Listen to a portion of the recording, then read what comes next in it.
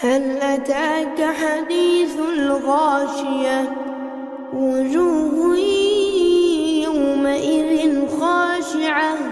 عاملة ناصبة تصلى نارا حامية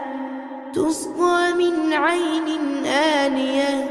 ليس لهم طعام إلا من ضريع لا يسمن ولا يغني من جوع وجوه يومئذ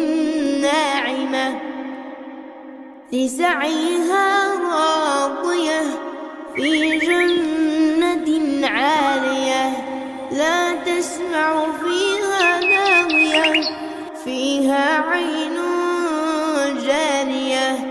فيها سرر مرفوعة وأكواب موضوعة ونمارق مصفوفة وزرابي مبثوثة